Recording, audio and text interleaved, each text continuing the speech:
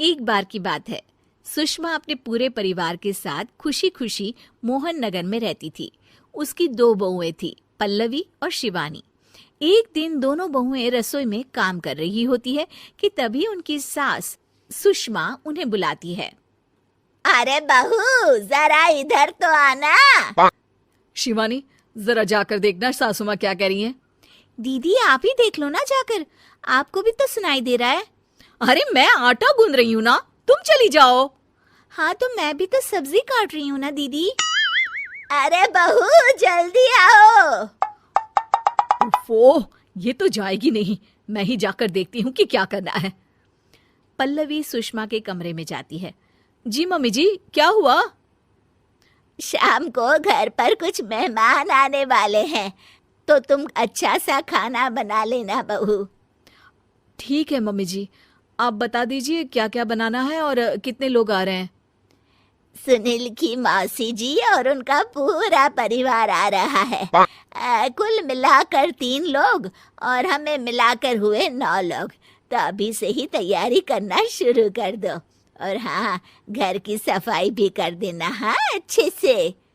जी mummy जी, सब काम हो जाएगा, आप चिंता मत कीजिए। पल्लवी शिवानी को घर में मेहमान आने वाले हैं इसके बारे में बताती है। क्या 9 लोगों का खाना बनाना होगा, घर की सफाई करनी है? बाप रे, सासू माँ ने तो हमें घर की नौकरानी ही समझ कर रखा है।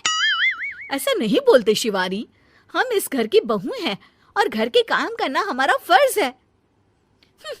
दीदी तो है ही सासू माँ की चमची, जब देखो सासू माँ सासू माँ। मैं तो इतना सारा काम नहीं करने वाली। शिवानी कपड़े लेकर गमला साफ कर रही होती है और चक्कर आने का नाटक करने लगती है। मेरा सर चकरा रहा है। तभी वहां पल्लवी और सासू माँ जाते हैं। अरे बहू, क्या हो गया तुम्हें? मम्मी जी, बहुत तेज सर में दर्द हो रहा है। तुम एक काम करो शिवानी, आराम कर लो। नहीं नहीं दीदी, घर में मेहमान आने वाले हैं, मुझे आपकी मदद करनी चाहिए। अरे कोई बात नहीं शिवानी, तुम आराम कर लो, मैं सब काम कर लूंगी। ठीक है दीदी, अगर आप इतना कह रही हैं तो आराम कर लेती हूँ।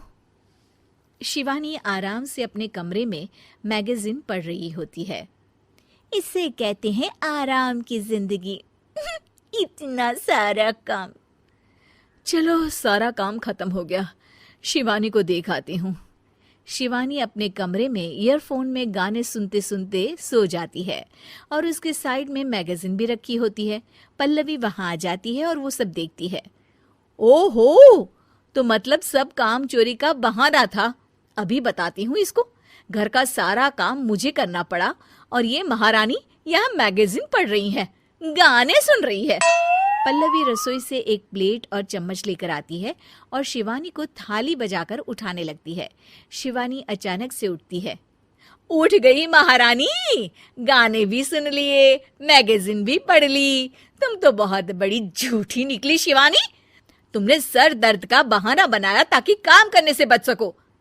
हाँ, बनाया बहाना, तो क्या करती, इतने सारे काम करती। मुझे कोई शौक नहीं है चापलूसी का।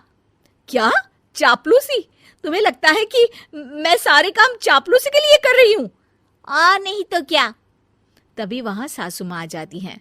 अरे बहू, वो लोग बस आने ही वाले हैं, तुम तैयारियां कर लो। जी सासू माँ, तुझे तो मैं बाद में देखती हूँ। सब खाना खाने बैठते हैं और खाना शुरू करते हैं। तभी सुनील की मौसी बोलती है।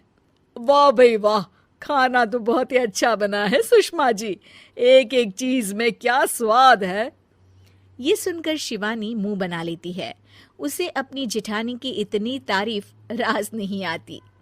आपकी बहुएं तो बहुत ही अच्छा खाना बनाती हैं। हाँ, बनाती तो दोनों ही अच्छा है, पर आज ना ये सारा खाना बड़ी बहू ने बनाया है। छोटी बहू की तबीयत ठीक नहीं थी, सो इसलिए। मानना पड़ेगा सुषमा जी, आपकी बड़ी बहू तो बहुत ही गुणवान है। पल्लवी की तारीफ सुनकर शिवानी को जलन होती है। पल्लवी ये सुनकर खुश हो जाती है और शिवानी की तरफ देखकर उसे चिढ़ाती है। कुछ देर बाद मेहमानों के जाने का वक्त हो जाता है। मौसी जी सबके लिए उपहार लाई होती है। वो सबको शगुन के पैसे देती हैं और अंत में पल्लवी के पास आती है। तुम्हारे लिए शगुन का लिफाफा तो है ही, पर बहू तुम्हें एक और उपहार भी मिलेगा इतना अच्छा खाना बनाने के लिए। मौसी अपने सोने के कंगन निकालकर पल्लवी को पहना देती है।